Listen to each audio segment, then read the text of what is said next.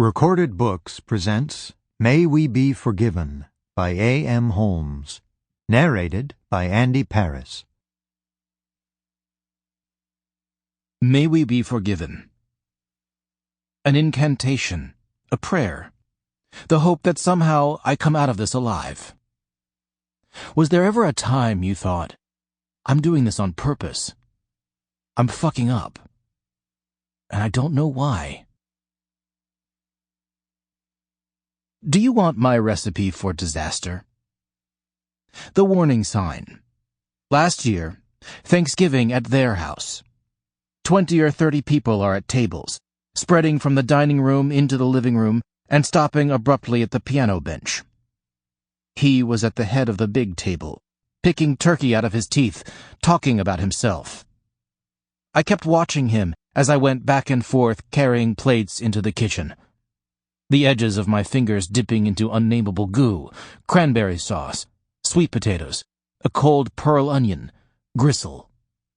With every trip back and forth from the dining room to the kitchen, I hated him more. Every sin of our childhood, beginning with his birth, came back. He entered the world 11 months after me, sickly at first, not enough oxygen along the way, and was given far too much attention.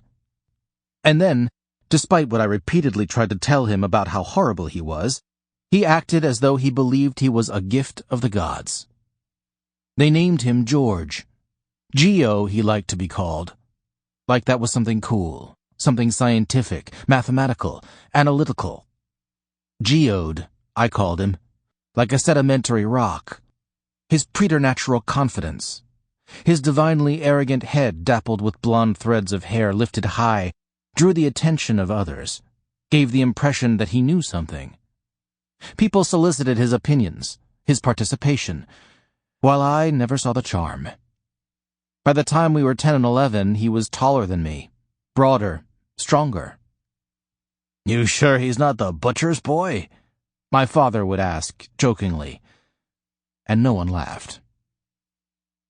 I was bringing in heavy plates and platters, casseroles caked with the debris of dinner, and no one noticed that help was needed.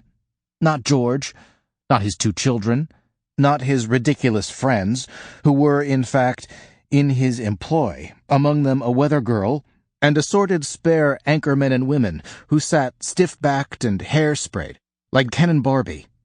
Not my Chinese-American wife, Claire, who hated turkey and never failed to remind us that her family used to celebrate with roast duck and sticky rice. George's wife, Jane, had been at it. Sample complete. Ready to continue?